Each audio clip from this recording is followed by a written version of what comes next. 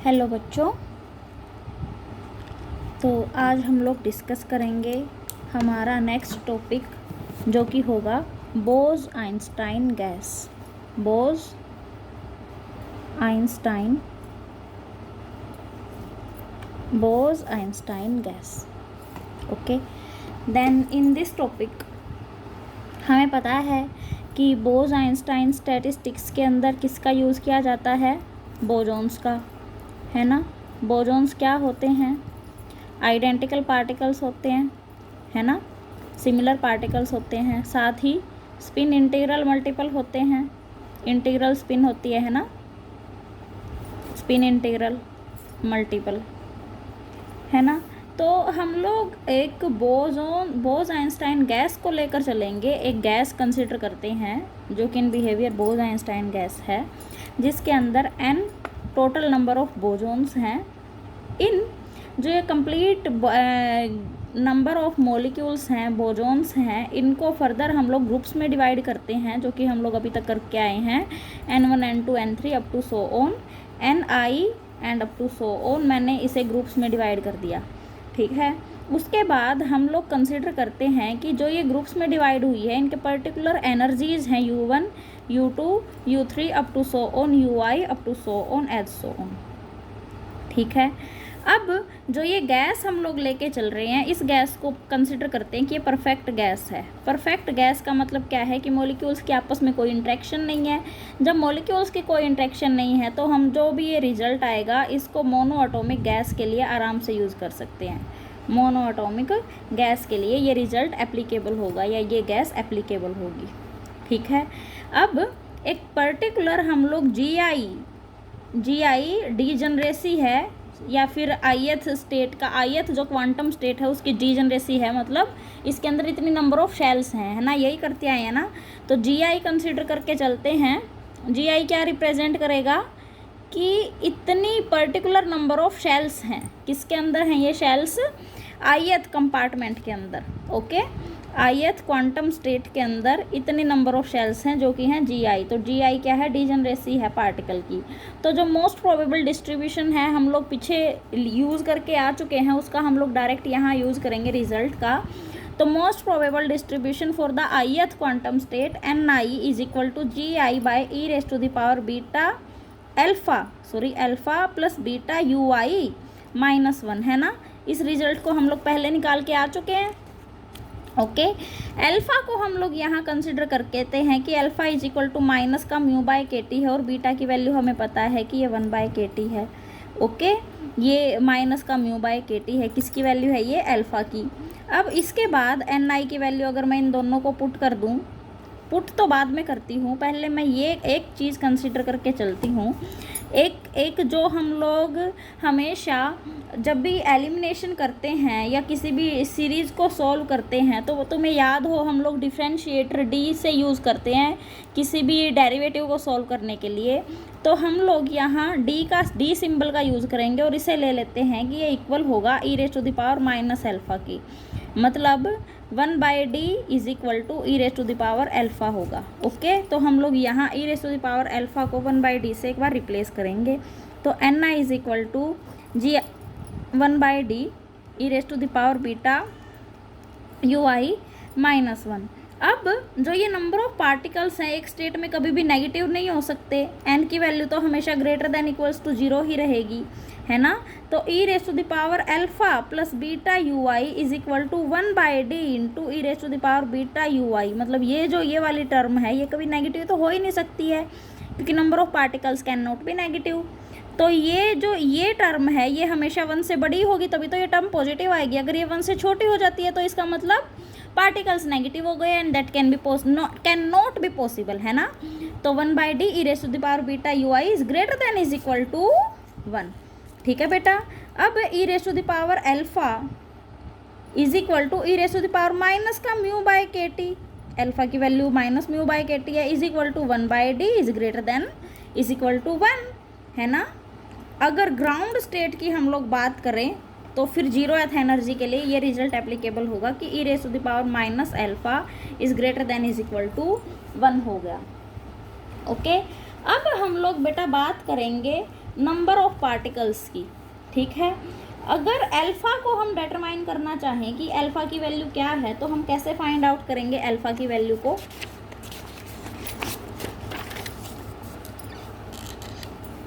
सबसे पहले जो टोटल नंबर ऑफ पार्टिकल्स होंगे एन, वो एन आई का समेशन होगा, जो कि समेशन होगा G I by E raise to the power alpha plus beta U I -1 का, जो कि समेशन होगा G I by 1 by D E raise to the power beta U I -1 का, है ना। अब अगर हम लोग एक पर्टिकुलर इंटरवल लें, जो कि हम लोग लेते आए हैं बोज-आइंस्टाइन स्टैटिस्टिक्स की जब से बात स्टार्ट हुई है, मोमेंटम इंटरवल जो हम लोग लेके आए हैं P2P प्लस DP, तो हम लोग अगर इस मोमेंटम इंटरवल की बात करें और इसके अंदर नंबर ऑफ शेल्स निकालना चाहें, नंबर ऑफ पार्टिकल्स निकालना चाहें, नंबर ऑफ पार्टिकल्स निकालने के लिए पहले हमें इस पर्टिकुलर स्टेट की नंबर ऑफ शेल्स चाहिए हैं, तो हमें GP/DP की वैल्यू चाहिए है, तो हम लोग यहाँ GP/DP की वैल्यू पुट करेंगे। GP निकाल लेंगे पहले, GP is equal to GS into 4πV h³ P² GP/DP DP, है ना। GP/DP की वैल्यू क्या होगी? 4πV P² DP by h³। अब तुम लोग ये कहोगे मैडम ये GS कहाँ से आ गया? GS यहाँ रिप्रेजेंट करा क्योंकि हम लोग गैस लेके चल रहे हैं, बोज-आइंस्टाइन गैस, इसलिए हमने डीजनरेसी, स्पिन डीजनरेसी को यहाँ यूज़ किया है, जो कि रिप्रेजेंट हो रहा है DS से, और DS की वैल्यू है 2s+1। ओके, अब हम लोग एक बार सिंप्लिसिटी के लिए लेके चलते हैं कि जो बोजॉन्स यहाँ यूज़ हो रहे हैं इस पर्टिकुलर स्टेट में, इसी पर्टिकुलर इंटरवल में, उनकी स्पिन है 1 और डीजनरेसी G है उसकी, GS की वैल्यू क्या होगी फिर अगर स्पिन 1 होगी तो? नहीं सॉरी, स्पिन 0 लेके चलो, क्योंकि अगर 1 लेते हैं तो GS की वैल्यू यहाँ 3 हो जाती है। लेकिन हम एक बार लोवेस्ट केस के लिए कंसिडर करेंगे, सिचुएशन को सोल्व करेंगे, बिकॉज हम लोग जब भी कोई सोल्व करते हैं n नंबर ऑफ पार्टिकल्स के लिए, तो पहले उसे 1 पार्टिकल के लिए वैलिड किया जाएगा, फिर वो n पार्टिकल्स के लिए वैलिड होता है ना। तो S को मैं 0 लेके चलती हूँ तो GS की वैल्यू क्या हो जाएगी? 1 हो जाएगी। तो इस टाइम पे GP/DP की वैल्यू क्या होगी? वही जो अभी तक हम लोग पहले भी यूज़ करते आए हैं, 4πV P² by h³ DP, ठीक है। अब अगर मैं यहाँ नंबर ऑफ पार्टिकल्स निकालना चाहूँ इसी मोमेंटम इंटरवल में, तो उसे कैसे रिप्रेजेंट किया जाएगा? NP/DP, है ना। तो इसकी वैल्यू क्या होगी? GP/DP by E raise to the power alpha plus beta UI -1। अब P² है ना, P² हमने इस रिजल्ट को पहले यूज़ किया है, कैसे? हमने एनर्जी को रिप्रेजेंट किया है UI को, UI is equal to P² by 2m। Energy को हमने इस फॉर्म में रिप्रेजेंट किया है एक बार, तो यहाँ से P² की वैल्यू क्या आई थी? 2m UI, है ना। एक बार हम लोग यहाँ अभी UI की जगह, जो ये UI है इसकी जगह P² बाई 2m लिखेंगे, ताकि ये कंप्लीट रिजल्ट हमारा P की फॉर्म में कन्वर्ट हो जाए। तो NP/DP is equal to 4πV by h³ P² DP, ठीक है। अब E raise to the power alpha, ठीक है, E raise to the power alpha plus beta की जगह तो क्या आ जाएगा? सेम हो जाएगा। और UI की जगह अगर मैं P² बाई 2m से रिप्लेस करती हूँ तो क्या होगा? E raise to the power alpha P² by 2m KT, है ना। बीटा की जगह 1/KT और P² बाई 2m U की जगह। ये देखो ये रिजल्ट हम लोगों ने यूज़ किया है ना पहले, मुझे लगता है कि आप लोगों को याद आ ही गया होगा बच्चों, -1। अब अगर हम लोग बात करें कि नंबर ऑफ पार्टिकल्स जो कि लाई कर रहे हैं from the range U to U plus DU, तो वो क्या होगा? सिंपल सी बात है। अब हम P को, अगर ये तो क्या था कि number of particles lying in the range P2P plus DP, ये हमने निकाल दिया। अगर हम लोग एनर्जी इंटरवल की बात करें U to U plus DU, तो हम वो भी इजीली निकाल सकते हैं। हम P को कंप्लीट को U के अंदर कन्वर्ट कर लेंगे, जो कि हमें आता है। तो जैसी भी रिक्वायरमेंट होगी उसी के हिसाब से हम लोग करते जाएंगे। तो यहाँ हम लोग अभी NU/DU निकालते हैं, number of particles lying in the range U to U plus DU। तो ये क्या होगा? 4πV by h³ 2mu, P² की जगह 2mu, DP की जगह m बाई 2u की पावर 1/2। ये मैं दोबारा सोल्व नहीं करवाऊंगी क्योंकि हम लोग पहले कर चुके हैं इसी से लास्ट एक्सप्रेशन में। E raise to the power alpha u by K T -1, है ना बच्चों। अब ये क्या आ गई आपके लोगों की, number of particles lying in the energy interval u to u plus D U. After solving this integral हम लोगों को क्या मिलता है, N U D U is equal to, एक second, N U D U is equal to 4 pi M V by 4 pi M V by H cube under root of 2m u की power 1/2 D U E raise to the power alpha plus u by K T -1। ये कैसे आया, 4 pi M we ऐसे ही आ गया, ठीक है। ये under root m को मैंने ऐसे रिप्रेजेंट कर दिया, यहाँ से ये पावर 2 की 1 है, ये पावर 1/2 है, तो अंडरूट 2 बच गया। एच क्यूब यहाँ था ही, E raise to the power alpha, ये सारा का सारा सेम आ गया, ठीक है। u की पावर 1/2 यहाँ था और u की पावर 1 यहाँ था और 1/2 यहाँ था, इसलिए अंडरूट ऑफ u बचेगा, तो अंडरूट ऑफ u ये बच गया u की पावर 1/2, ठीक है बेटा। अब हम लोग लेके चलते हैं इसे दूसरी तरह से, हम लोग सोल्व करेंगे। हम लोग एक क्वांटिटी यहाँ इंट्रोड्यूस करवाएंगे x, ताकि हम इसे फंक्शंस की फॉर्म में कन्वर्ट करके और आराम से अपना एक्सप्रेशन को फाइंड आउट कर सकें। तो x को मैं लेके चलती हूँ, x is equal to u by के टी है, तो dx क्या होगा, du बाई के टी हो जाएगा। तो अब x की वैल्यू पुट करने के बाद यहाँ पर देखो मेरे पास जो नंबर ऑफ पार्टिकल्स थे nu du, ये किसके इक्वल आएंगे, 4 pi M V by H cube under root of 2m, ये था ना। अब u की जगह अंडरूट 2u था, अंडरूट यहाँ u था ना, तो u की जगह क्या आ जाएगा, K T X, u is equal to K T X की power 1/2 E raise to the power alpha plus x -1 into D you की जगह अब के टी डी एक्स, है ना। तो अब यहाँ अब इसको लिखते हैं बेटा हम लोग v बाई एच क्यूब 2 पाई, ये इसको m के टी वाले एक्सप्रेशन को सबको एक साथ लिख लेते हैं, 2 पाई m के टी की power 3/2 2 by under root of pi x की power 1/2 E raise to the power alpha plus x -1 dx। अब ये तो क्या था, number of particles in the energy interval u to u plus D U. अगर मुझे total number of particles निकालने हैं तो हमें पता है कि हमें इसका इंटीग्रेशन करना होगा, एन यू डी यू का कंप्लीट इंटीग्रेशन हो जाएगा कहाँ से कहाँ तक, 0 से इन्फिनिटी। तो अब v बाय एच क्यूब, ये एच क्यूब था, v by H cube 2 pi M के टी की power 3/2 2 by under root of pi 0 to infinity x की power 1/2 dx E raise to the power alpha plus x -1, क्योंकि यहाँ only this variable है, बाकी सारे टर्म कांस्टेंट है, तो हमने सबको बाहर ले लिया और अंदर इंटीग्रेशन के सिर्फ और सिर्फ इसी टर्म को रखा, है ना। तो अब ये क्या होगा, इसको मैं एक फंक्शन मान लेती हूँ कि ये एक फंक्शन के इक्वल है, जिसे कि मैं रिप्रेजेंट कर दूँगी f1 अल्फ़ा, तो v by H cube 2 pi M के टी की पावर 3/2 इंटू f1 अल्फ़ा, जो कि f1 अल्फ़ा की वैल्यू किसके इक्वल होगी, 2 by under root of pi 0 to infinity x की पावर 1/2 dx और E raise to the power alpha plus x -1। Okay बच्चों, तो अब मुझे एनर्जी निकालनी हो, टोटल एनर्जी। ये तो क्या था, टोटल नंबर ऑफ पार्टिकल्स के लिए। जब हमने टोटल नंबर ऑफ पार्टिकल्स के लिए एक्सप्रेशन को सॉल्व किया तो मेरे पास एक फंक्शन आया जिसका नाम था f1 अल्फ़ा। अब मैं टोटल एनर्जी के लिए अगर फंक्शन को सॉल्व करती हैं तो हम देखते हैं कोई और फंक्शन आता है या f1 अल्फ़ा ही रिपीट होता है। तो इसके लिए अगर मुझे टोटल एनर्जी निकालनी है सिस्टम की, तो देखो मैं टोटल एनर्जी का इंटीग्रेशन कर दूंगी, है ना। तो एनर्जी के इंटीग्रेशन कैसे होगा, N U D you, okay. और देखो एन यू डी यू, जो ये नंबर ऑफ पार्टिकल्स हैं जिनकी की एनर्जी u से u प्लस डी यू के बीच में लाई कर रही है, इसको मैं एनर्जी से भी मल्टीप्लाई करूँगी u से, है ना।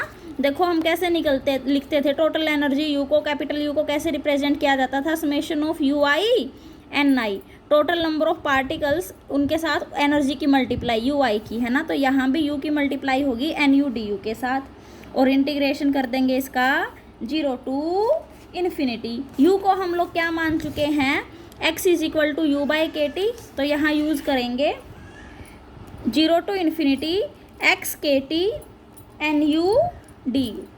ओके बच्चों, अब एन यू डी यू की वैल्यूज़ यहाँ पुट करेंगे हम लोग, तो u is equal to v by H cube, n U D you की वैल्यू मैं यहाँ से पुट कर रही हूँ as it is v by H cube 2p m K T की पावर 3/2 के T 2 pi m K T की पावर 3/2 के T 2 by under root of pi 0 to infinity x की power 3/2 dx E raise to the power alpha plus x minus 1।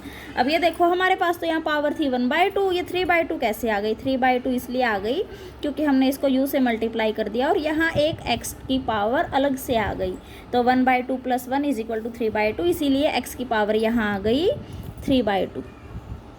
ठीक है, तो x की power 3/2 आने के बाद अब मैं इस फंक्शन को मान लेती हूँ कि f2 अल्फ़ा के इक्वल है, तो ये वैल्यू क्या आ जाएगी अब 3/2 v by H cube 2 pi m K T की पावर 3/2 के टी f2 ऑफ अल्फ़ा। ठीक है, यहाँ f2 अल्फ़ा की वैल्यू क्या है और देखते हैं एक बार, जहाँ की f2 अल्फ़ा इक्वल होगा f2 alpha is equal to 4/3 under root of pi 0 to infinity x raise to the power 3/2 dx E raise to the power alpha plus x minus 1। ठीक है, अब जो हमने ये इंटरवल निकाला है, टोटल एनर्जी निकाल ली है और क्या निकालना है, टोटल नंबर ऑफ पार्टिकल्स निकालने हैं। अगर मैं इसे सोल्व करूं only E raise to the power alpha, मतलब कि अल्फ़ा को अगर एक पॉजिटिव क्वांटिटी ले लूं, alpha is a positive quantity, तो और मैं अगर एन आई को सोल्व करना चाहूँ, ith कंपार्टमेंट में जो पार्टिकल्स हैं, तो एन आई की वैल्यू क्या थी, G I by E raise to the power alpha plus beta, तो G I by E raise to the power alpha plus beta U I minus 1। Madam ये by में था, मल्टीप्लाई में क्यों कर दिया, तो ये लो पावर -1 हो गई। ठीक है, तो G I E raise to the power beta U I by D -1 की पावर -1। अब ये 1/d-1, आई होप कि आप लोगों को समझ आ गया होगा मैं क्या करना चाहती हूँ। डेरिवेटिव को 1 लेके हम लोग फिर सोल्व करते हैं, उसकी सीरीज़ को सोल्व करते हैं। मैं जस्ट वो ही यहाँ यूज़ करना चाहती हूँ f1 अल्फ़ा और f2 अल्फ़ा को सोल्व करने के लिए। तो मैं इस रिजल्ट को यूज़ करूँगी एक बार f1 अल्फ़ा के अंदर। f1 alpha is equal to 2 by under root of pi 0 to infinity x raise to the power 1/2 dx E raise to the power alpha plus x minus 1। ठीक है, तो अब 1/d से replace कर देती हूँ मैं, 2 by under root of pi 0 to infinity x raise to the power 1/2 dx।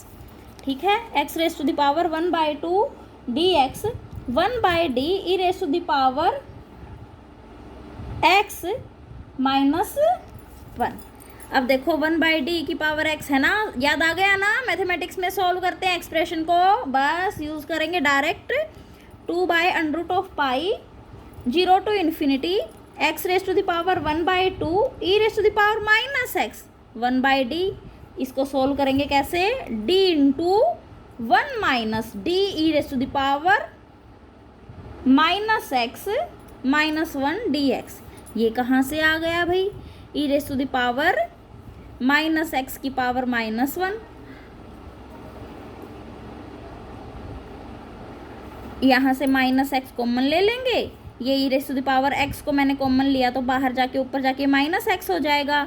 यहाँ से 1/d अगर कॉमन लिया जाएगा तो ये देखो बेटा, यहाँ से अगर d को हम लोग कॉमन लेते हैं तो यहाँ से ये d से मल्टीप्लाई करते हैं, d से डिवाइड करते हैं, तो d से मल्टीप्लाई की, अब ये ये तो 1 बन जाएगा और यहाँ d आ जाएगी और साथ में E raise to the power -x common ली है तो यहाँ E raise to the power -x से मल्टीप्लाई हो जाएगी, है ना। बस हमने यही सोल्व किया है, यहाँ पर कॉमन लेके ये आ गया हमारा एक्सप्रेशन। जस्ट इसको एक्सपोनेंशियल को अब सोल्व करेंगे क्योंकि ये पावर आ गई -1। ऐसे ही तो हम लोग मैथमेटिक्स को सोल्व करते हैं हमारे डेरिवेटिव्स को। तो यहाँ जस्ट इस सीरीज़ को ओपन कर देंगे। सीरीज़ को ओपन करने के बाद क्या आएगा, 2 by under root of pi 0 to infinity x raise to the power 1/2 E raise to the power -x d into 1 plus d E raise to the power -x plus D square E raise to the power minus 2x up to so on plus dx। Higher terms को हम लोग neglect कर देंगे, तो क्या होगा 2/√पाई 0 to infinity x raise to the power 1/2 E raise to the power minus x dx। पहले इसको लिखती हूँ मैं सिंपली, यहाँ पर भी क्या है, d मल्टीप्लाई में है, इसको ले लिया बाहर। अब डी स्केयर वाली टर्म्स को ले लेती हूँ, इसको d को 1 के साथ मल्टीप्लाई करेंगे, सिंपल d आया, ये आ गया। ये d अब इस d के साथ मतलब कि इसको अगर सेकंड टर्म के साथ मल्टीप्लाई करेंगे तो डी स्केयर आएगा, तो बाहर आ गया d square 0 to infinity x raise to the power 1/2 E raise to the power minus, ये देखो E raise to the power minus X into E raise to the power minus X क्या होगा, E raise to the power minus 2x dx। Higher term को neglect कर दिया and up to so on. अब इसको solve करने के बाद हम लोग लिखेंगे 2/√पाई √पाई/2 d की पावर 1/2 1 की पावर 3/2 है ना। ये देखो इसको, इसकी सीरीज़ को ओपन करना है, जस्ट इस सीरीज़ को डायरेक्ट हम लोग ओपन कर रहे हैं। डी स्केयर 2 की पावर 3/2 प्लस डी क्यूब 3 की power 3/2 up to so on. ये इससे ये कैंसिल हो जाएगा, तो d plus 2 into D square 2 की पावर 1/2 3 इंटू डी क्यूब 3 की पावर 3/2। तो ये क्या आ गया बेटा, देखो समेशन ऑफ r की power 3/2 r is equal to 1 to infinity. ये आ गया हमारे पास एक्सप्रेशन सॉल्व करके। तो f1 अल्फा की वैल्यू क्या आएगी, यहाँ पुट कर देंगे हम लोग डायरेक्ट पुट करेंगे हम लोग। f1 of alpha is equal to 4/3 0 to infinity x की power 3/2 1/d E raise to the power, sorry f1 alpha नहीं, f1 अल्फा को लिखेंगे हम लोग यहाँ बेटा, सॉरी मैं गलत लिख गई। हाँ जी, तो f1 अल्फा की वैल्यू हमारे पास क्या आई, summation of r is equal to 1 to infinity d की power r raise to the power 3/2। इसे हम लोग पुट करेंगे नंबर ऑफ पार्टिकल्स के लिए, जो कि था n v/h³ 2πmkt की power 3/2 summation of r is equal to 1 to infinity d raise to the power r, एक सेकेंड, ये d raise to the power r की पावर 3/2।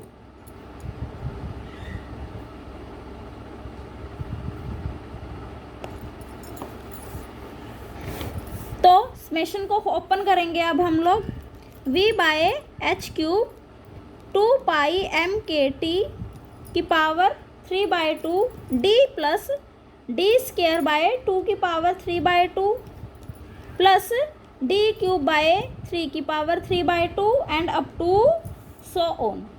तो यहाँ से अगर d को कॉमन लिया जाए, v/h³ 2πmkt की power 3/2 d into 1 plus d by 2 raise to the power 3/2 plus D square by 3 raise to the power 3/2 up to so on.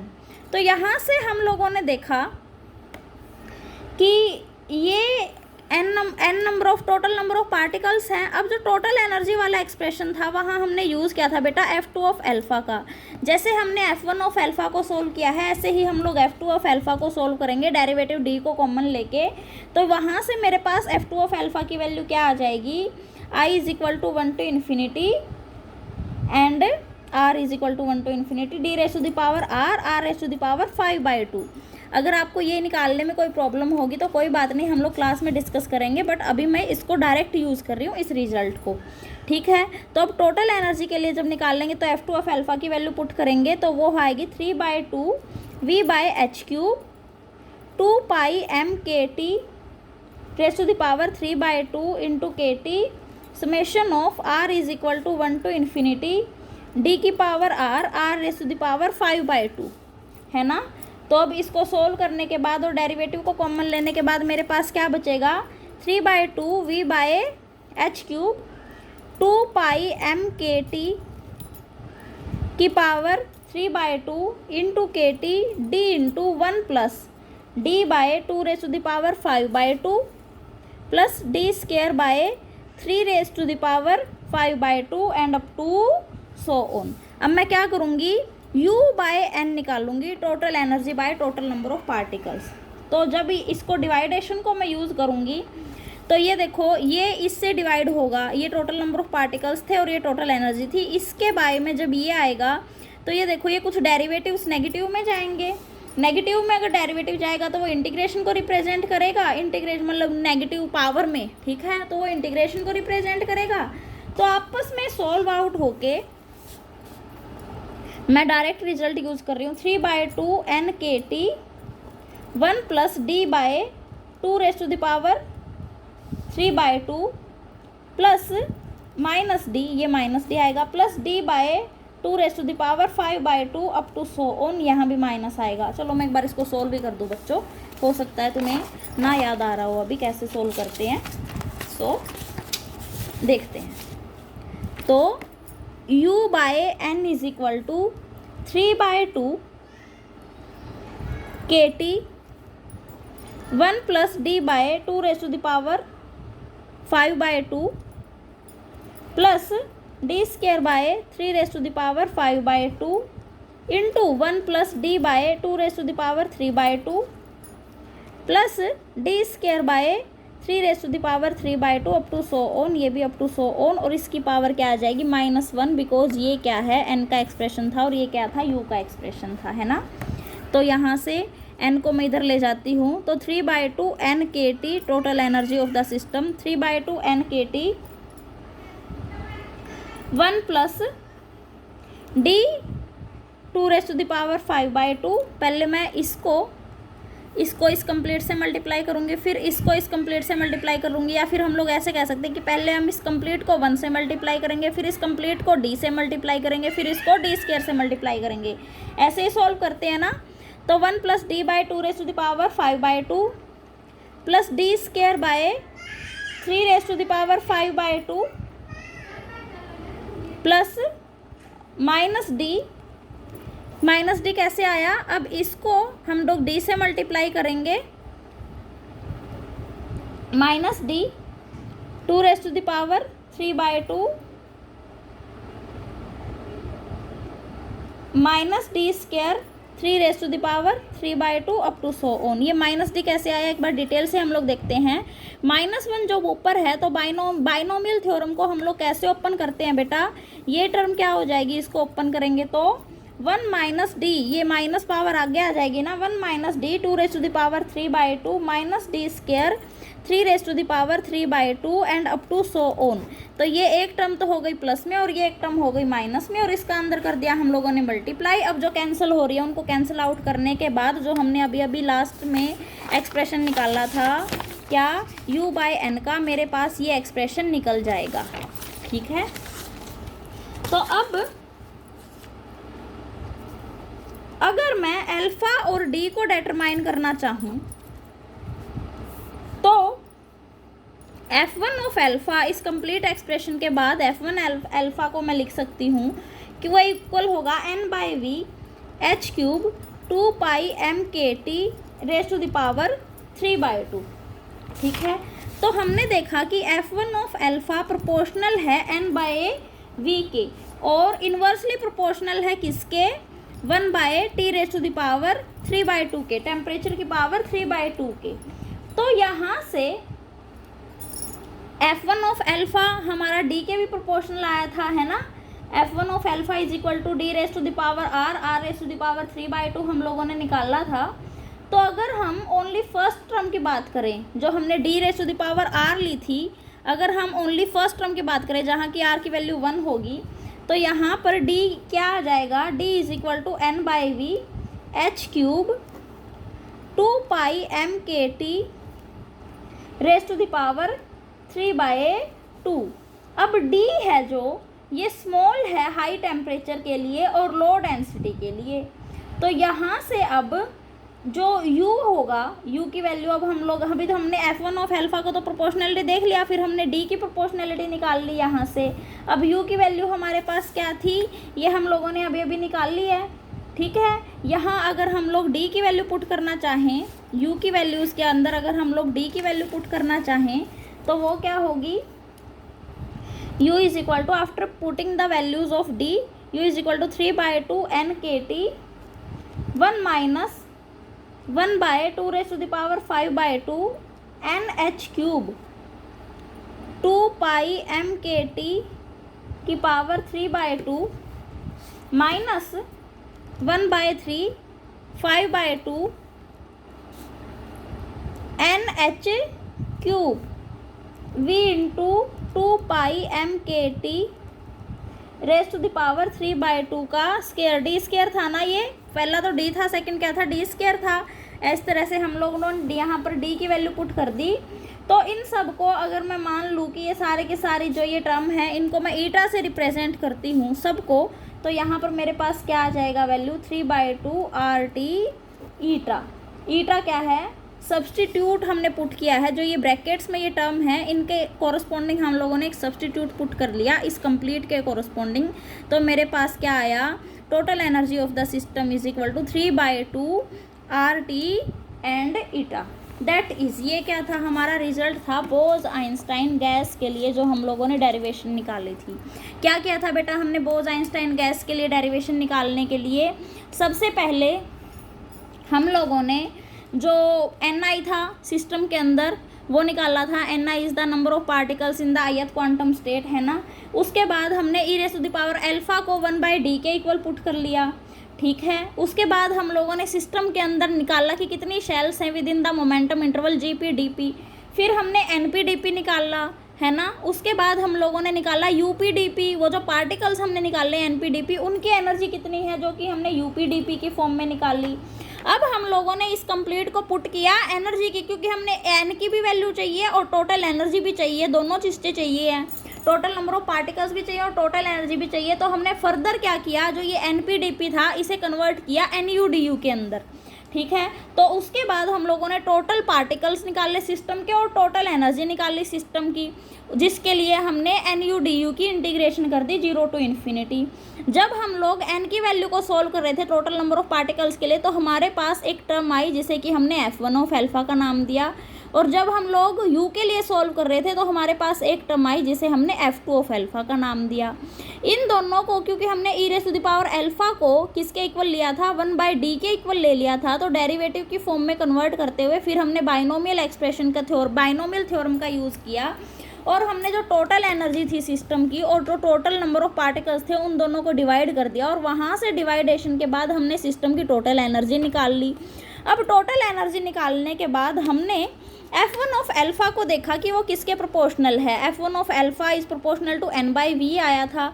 तो हमने जो f1 ऑफ अल्फा था वो क्या था, result d summation of d raise to the power r by r raise to the power 3/2, है ना। तो अगर यहाँ r की वैल्यू 1 होगी तो f1 of alpha is equal to d आया, तो यहाँ से d की वैल्यू हम लोगों ने निकाल ली।